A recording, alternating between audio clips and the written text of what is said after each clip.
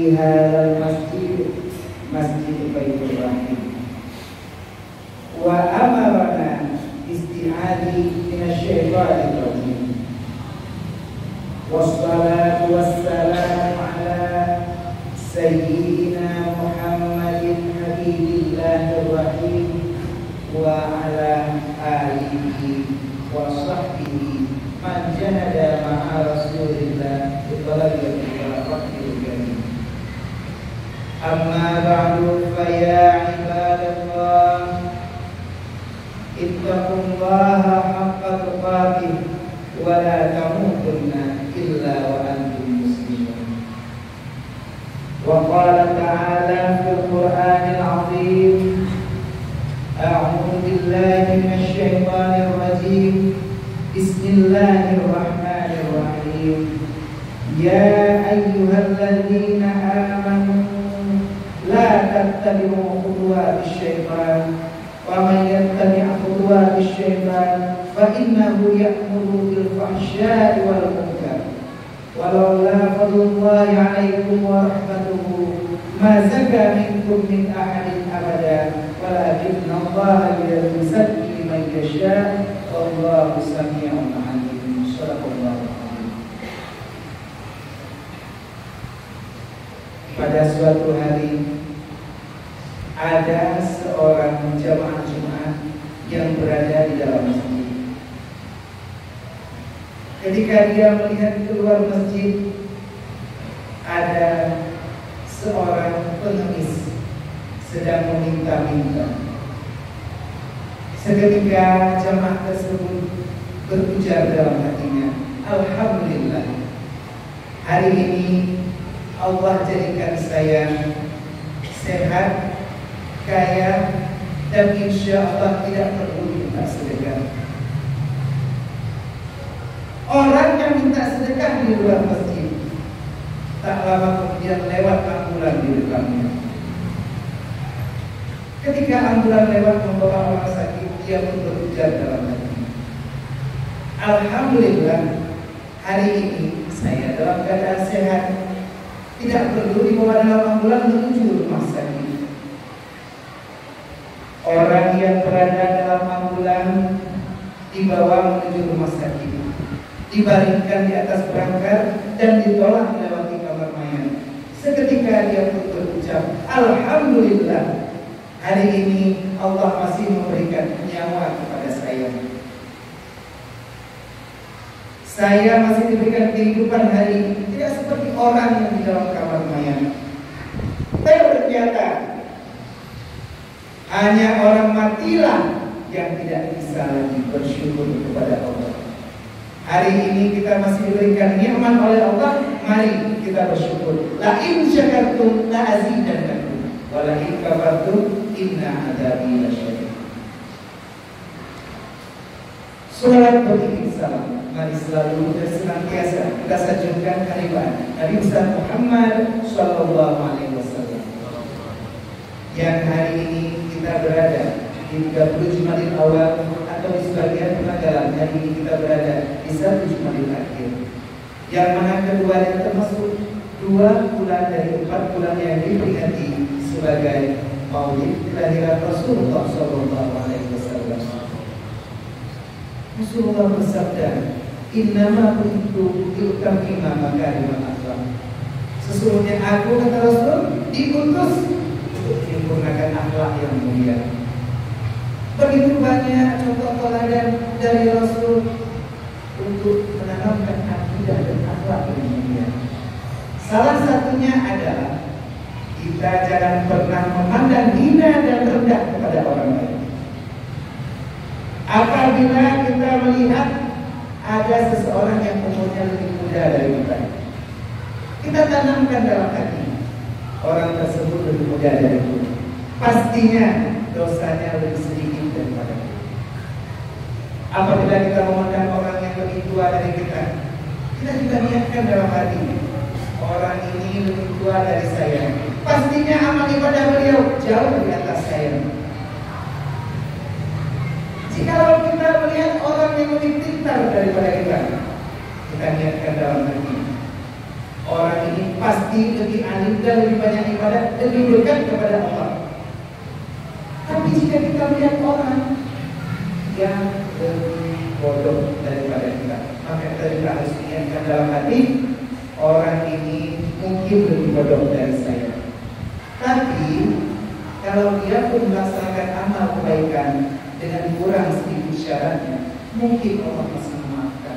Kalau dia melakukan kejahatan, Allah juga mungkin masih memaafkan karena kekurangan ilmunya. Bagaimanalah nasib saya yang hari ini punya ilmu tapi masih bergelimang dosa? Dan juga Rasulullah mengajarkan, jika kita memandang kepada orang kafir sekalipun, jangan kita memandang dengan tatapan hina. Bisa jadi esok hari Allah tanamkan ilham ke dalam hatinya, Allah masukkan dia ke dalam agama Islam. Begitu dia masuk ke dalam agama Islam, maka Allah akan hapuskan seluruh dosanya seperti dia terhadap kehidupannya. Begitu juga apa Rasulullah ditanamkan dan diikuti oleh seluruh keluarga dan sahabat beliau sekalian, seterusnya kepada para ulama. Penghormatan saya pertama dan terutama sekali kepada Al-Mukarram Ibu Syekh Masjid Baitur Rahim, juga seterusnya kepada pengurus masjid, Abu Abi Abadi Abia Wali dan Ibu Haji, serta seluruh sidang hadirin jemaah yang insya Allah selalu dalam lindungan rahmat Allah. Dalam firman Allah yang saya bacakan surat An-Nur surat 24 ayat 21 tadi, Allah berfirman, hai orang-orang yang beriman, janganlah kamu mengikuti langkah syaitan. Ternyata syaitan menyuruh kita dengan perbuatan keji dan mungkar. Dalam kitab Mu'jam Al-Awsat, Imam Tabrani menjelaskan bahwa neraka terdiri dari 7 lapis. Neraka terdiri dari 7 lapis. Lapis ke bawah yaitu lapis yang paling dasar, yang paling panas, disebut neraka Halia. Diikuti neraka Jahannam, neraka Safar, neraka Lava. Selanjutnya neraka Mutawah, Sa'ir, dan atas paling atas neraka Jahannam. Ternyata Imam Tabrani meriwayatkan bahwa syaitan atau iblis tidak berada pada neraka yang paling bawah. Akan tetapi iblis ditempatkan pada neraka keempat, neraka Lava. Yang jadi pertanyaan kita pada hari ini, siapakah 3 golongan yang menempati neraka paling bawah, bahkan lebih buruk dari iblis? Kita pasti heran, siapa orang yang lebih buruk, lebih jahat dari iblis? Nah, sebelumnya kita ceritakan dulu tentang riwayat singkat profil biologis iblis. Ternyata iblis diceritakan dalam surat Al-Kahfi surat 8-50 adalah seorang jin yang bernama Azazil. Sebelumnya beliau bertempat tinggal di bumi. Nah, dalam surat Al-Kahfi Allah menjelaskan, wa idza qulna lil malaikati isjudu li Adam fasajadu illa iblis kana minal jinni fa fasaqa an amri rabbih. Afatattabiruna wa dzurriyyatahu awliya min duni wa hum lakum aduwwun. Bi'sal zalimin abada. Syaitan ataupun jin itu bagian, iblis bagian daripada jin. Fasaqa an amri rabbih. Dia fasik, dia ingkar daripada perintah Tuhannya, tidak mau sujud kepada Adam. Kenapa engkau sekalian menjadikan syaitan dan iblis sebagai aulia ataupun pemimpin kamu? Kita dilarang untuk menjadikan iblis sebagai pemimpin. Ternyata malaikat dulunya berguru dan berimam serta berpemimpin kepada iblis. Dulu iblis ini adalah pemimpin, imam, juga wali kotanya daripada para malaikat. Sehingga iblis itu punya nama di setiap langit. Langit pertama, kedua, ketiga, keempat, kelima, keenam, ketujuh, beliau dipanggil dengan nama berbeda. Iblis, nama iblis di langit pertama disebut Abi, di langit kedua Zahid, di langit ketiga Arif, di langit keempat Wali, di langit kelima Taqi, di langit keenam Kasih, dan di langit ketujuh disebut Asasi. Sedangkan namanya adalah Al-Mahfud disebut Iblis. Dalam suatu riwayat, pernah seorang malaikat melihat sebuah catatan yang tertulis di surga. Akan ada seorang makhluk yang beribadah kepada Allah 800.000 tahun, lalu berbuat dosa, satu dosa, maka Allah melaknat dia selamanya. Begitu malaikat ini melihat catatan tersebut, maka malaikat ini menangis sejadi-jadinya. Lalu dia bercerita kepada malaikat yang lain. Seketika seluruh malaikat heboh. Mereka pun menghadap kepada pemimpinnya sang Azazil. Wahai pemimpin kami Azazil yang mulia, doakan kami para malaikat agar tidak termasuk makhluk yang berbuat dosa kepada Allah, satu dosa, lalu Allah melaknat dia selamanya. Iblis atau Azazil pun kemudian berdoa agar seluruh malaikat tidak termasuk dalam golongan yang dilaknat oleh Allah. Tapi dia lupa berdoa kepada dirinya sendiri. Luar biasa, Wahab bin Muhammad pun pernah bercerita bahwa iblis ini begitu dilaknat oleh Allah, maka dia kesal dan benci kepada seluruh manusia. Maka suatu ketika dalam kitab Durratun Nasih diceritakan bahwa Rasulullah pernah berjumpa dengan sosok iblis. Rasulullah bertanya, wahai iblis, saya mau bertanya kepadamu, siapakah di antara umatku ini yang menjadi temanmu dan siapakah yang menjadi musuhmu? Kita mungkin sangat berbahagia bila kita menjadi musuh iblis. Iblis pun berkata, wahai Nabi Muhammad, ada 15 musuh-musuhku di dunia. Yang pertama musuh bebuyutanku adalah engkau, wahai Muhammad. Aku sangat benci kepadamu. Yang kedua adalah imam yang adil, pemimpin yang adil yang mungkin akan kita pilih nantinya. Yang ketiga orang kaya yang rendah hati. Yang keempat pedagang yang jujur. Yang kelima orang alim yang khusyuk dalam sholatnya. Perhatikan, ada kan kita bagian daripada musuh syaitan atau musuh iblis. Selanjutnya mukmin yang saling nasihati. Selanjutnya mukmin yang penyayang. Habis itu mukmin yang setelah bertaubat istiqamah. Artinya bukan hari ini bertaubat besok melakukan dosa lagi. Selanjutnya mukmin yang menjaga diri dari haram dan mukmin yang menjaga kesucian. Artinya selalu menjaga wudunya. Selanjutnya mukmin yang menjadi musuh daripada iblis adalah mukmin yang rajin bersedekah. Hari ini cara yang masih mengajar, silakan kita menjadi musuh syaitan. Mukmin yang selanjutnya adalah mukmin yang bagus akhlaknya. Selanjutnya mukmin yang bagus manfaatnya kepada manusia lain. Yang ke-14 mukmin yang hafal Quran. Kita ada tempat tafsir Quran. Dan yang terakhir adalah mukmin yang selalu menjaga sholat malam. Wa minal laili fatahajjad bihi nafilatan lak asa an yab'athaka rabbuka maqaman mahmuda. Hendaknya di sebagian waktu malam kita melakukan sholat malam agar Allah menempatkan kita ke tempat yang terpuji. Terus Rasulullah bertanya, kalau begitu itu musuh, siapakah yang menjadi teman-temanmu wahai iblis? Ada 10 wahai Rasul. Coba kita perhatikan, mudah-mudahan kita tahu kita jangan termasuk. Yang pertama akhirnya curang. Yang kedua orang kaya yang sombong, kaya boleh, sombongnya yang tidak boleh. Yang ketiga pedagang yang curang. Yang keempat orang yang minum khamar arak ataupun yang memabukkan seperti sabu-sabu, narkoba, heroin, ekstasi dan juga ganja. Seterusnya yaitu orang yang selalu fitnah, yang seterusnya orang yang ria, dan juga seterusnya orang yang memakan harta yatim. Berarti bukan menjadi pengurus harta yatim, tapi penguras harta anak yatim. Seterusnya yang ke-8 orang yang melalaikan sholat. Yang ke-9 orang yang tidak menunaikan zakat. Dan yang ke-10 orang yang selalu berpanjang-panjang anak-anak atau turut amal. Orang yang selalu berpikir seandainya, bila mana, apabila. Orang yang selalu berpikir beranak-anak, maka iblis akan gampang menyeretnya. Bahkan satu riwayat orang yang seperti ini iblis akan sangat mudah menggodanya. Apabila kita sudah tiba waktu sholat, iblis pertama menggoda kita agar tidak terburu-buru melakukan sholat. Oh itu sudah azan, jangan buru-buru, masih ada waktu. Minum kopi dulu, santai-santai dulu. Apabila kita tidak mampu digoda oleh iblis atau syaitan sebagai bala tentara iblis, maka iblis akan mencoba menggoda dengan melalaikan kita dalam sholat. Kita diganggu, digoda, sehingga kita lupa akan bacaan dan makna sholat. Ketika itu pun tidak bisa, maka kita akan digoda dan diganggu lagi sehingga kita tidak khusyuk dalam sholat.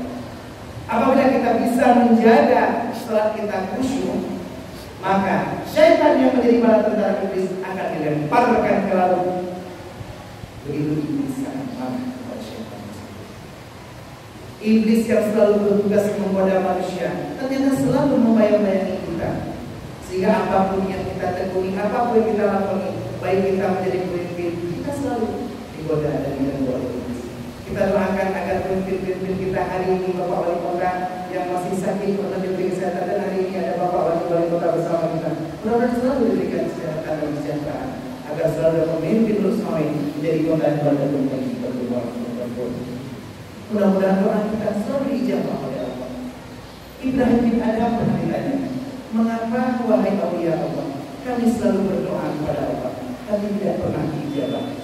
Kata Ibrahim bin Adham, tahu kalian kenapa? Karena kalian mengaku musuhnya iblis, tapi kalian selalu taat dan patuh kepada perintah iblis. Kalian ikuti godaannya, kalian ikuti ajakannya. Padahal ternyata di luar iblis ada 4 musuh utama manusia. Apa yang pertama musuh utama manusia? Yang pertama dunia. Dalam surat Luqman Allah menjelaskan, "Fala taghurrannakumul hayatud dunya wa la yaghurrannakum billahil gharur." Janganlah kamu tergoda, tertipu, termakan bujuk rayu oleh hijau ranaunya dan fata morgana dunia. Dunia merupakan musuh kita yang pertama. Yang kedua, musuh yang kedua yaitu nafsu.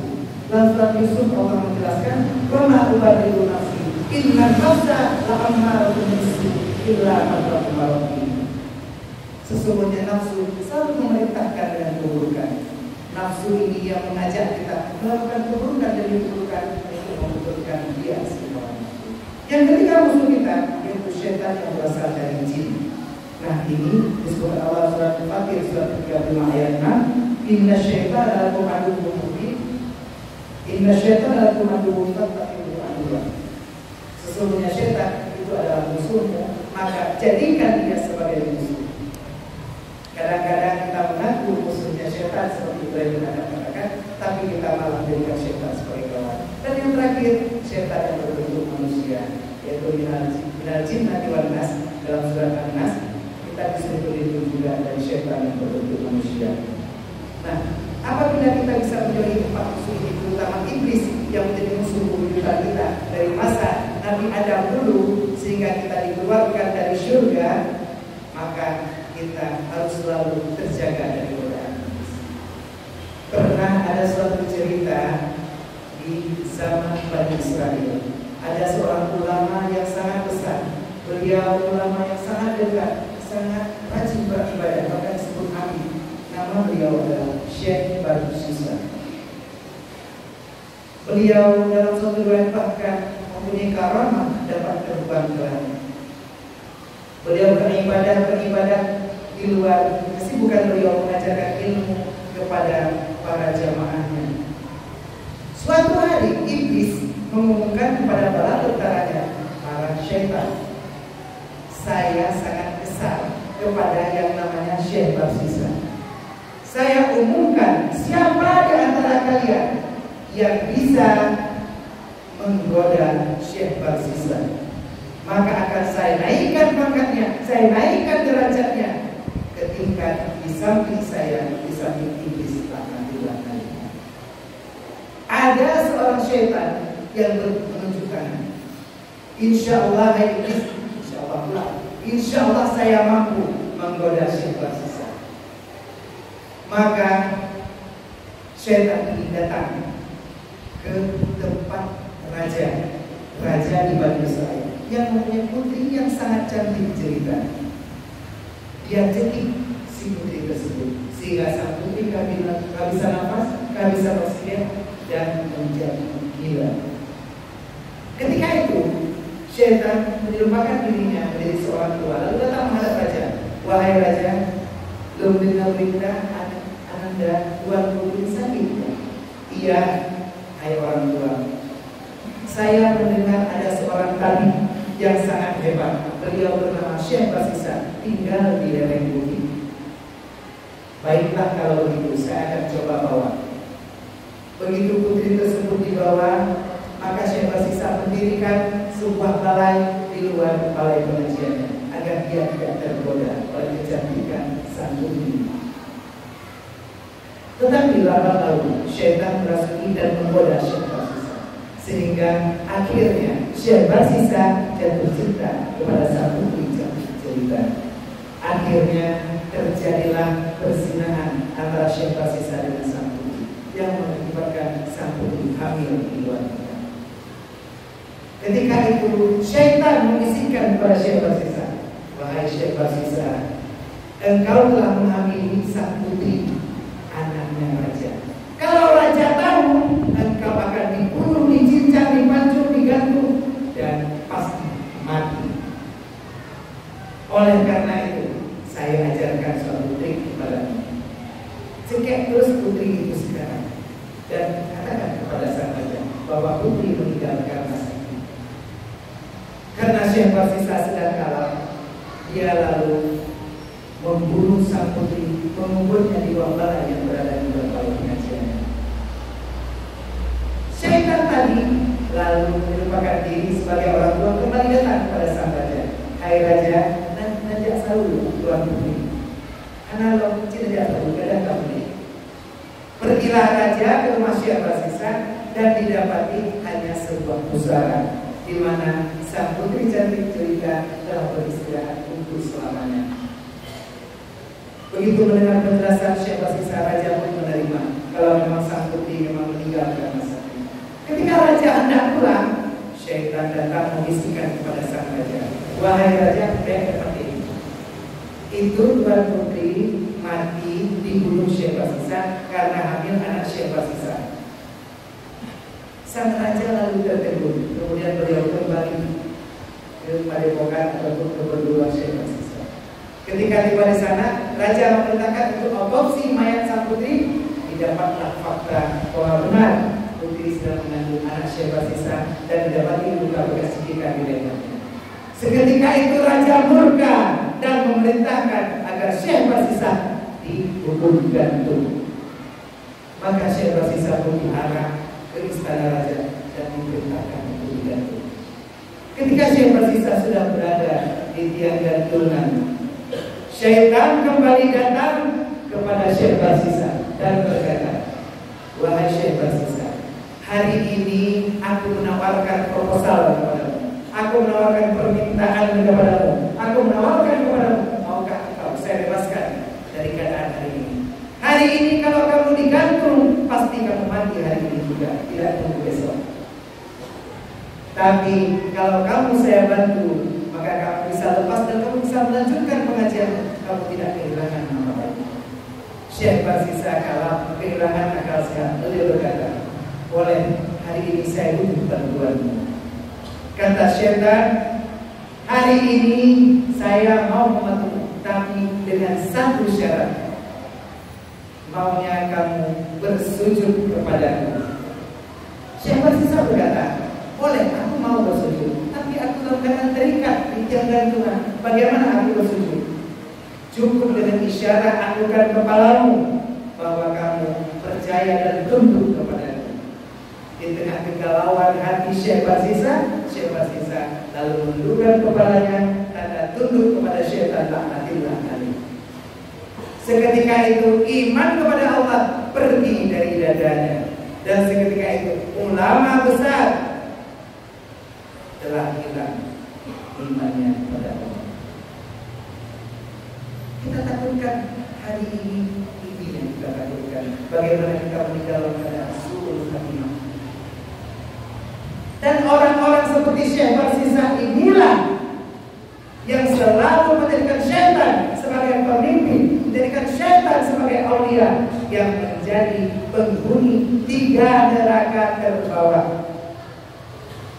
Terjawab sudah, penghuni 3 neraka terbawah adalah orang-orang yang selalu menjadikan syaitan sebagai pemimpin, menjadikan syaitan sebagai imam, dan menjadikan syaitan untuk orang yang diikutinya. Sedangkan Allah sudah mengatakan, "Wala tattabi'u khutuwati syaitan."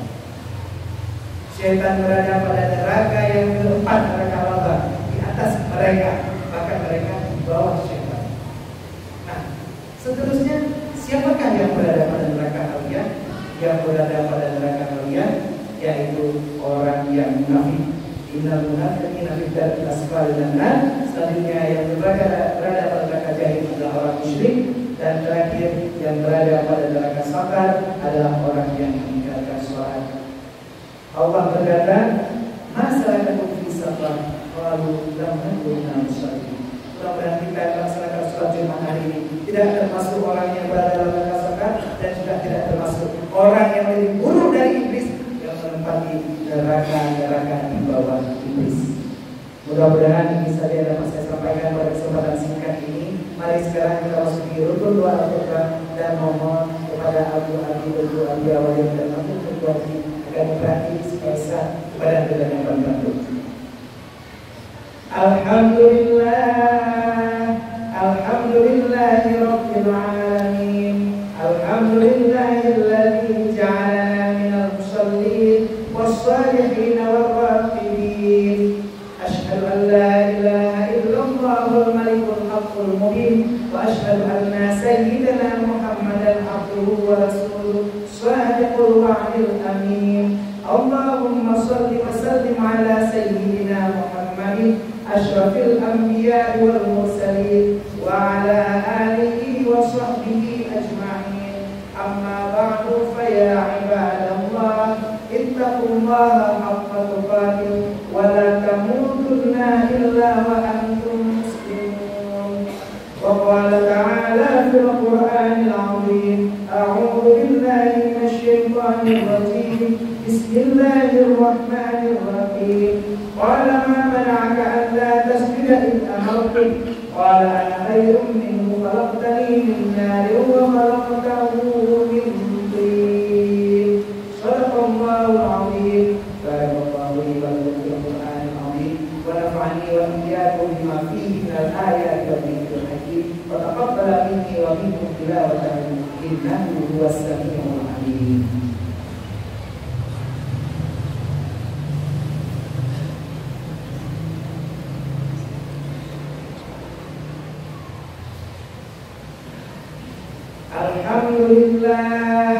Alhamdulillahi wahdah alladzi sabaqat rahmatuhu ghadabah.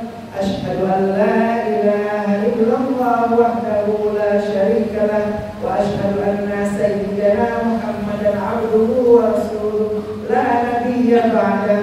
Allahumma shalli wa sallim ala sayyidina Muhammadin hadiyil ummah wa ala alihi wa sahbihi wa mawala wa man tabi'ahu ila yaumil qiyamah. Amma ba'du, fa ya ibadallah ittaqullaha sirran wa alaniyah tajidu 'indaha fawzan wa najah. A'udzu billahi minasy syaithanir rajim. Bismillahirrahmanirrahim. Innallaha wa malaikatahu yusholluna 'alan nabi ya ayyuhalladzina amanu shallu 'alaihi wa sallimu taslima. Allahumma ighfir lil muslimina wal muslimat wal mu'minina wal mu'minat al ahya'i minhum wal amwat wa tabi' bainana wa bainahum bil khairat. Rabbi ighfir warham wa anta khairur rahimin. Allahumma a'izzal islam wal muslimin wa adilla asyirka wal musyrikin wa dammir a'da'ana a'da'aka a'da'ad-din wa a'li kalimataka ila yaumiddin wansur ibadakal muwahhidin al mukhlisin fi Afghanistan wa Suriah wa Rohingya wal Palestin bi rahmatika ya arhamar rahimin. Rabbana atina fid dunya hasanah wa fil akhirati hasanah wa qina adzabannar. Ibadallah, innallaha ya'muru bil 'adli wal ihsan wa ita'i dzil qurba wa yanha 'anil fahsya'i wal munkari wal baghi ya'idukum la'allakum tadhakkarun. Fadhkurullaha al-'azima yadhkurkum washkuruhu 'ala ni'amihi yazidkum was'aluhu min fadlihi yu'tikum wa dzikrullahi akbar wallahu ya'lamu ma tasna'un.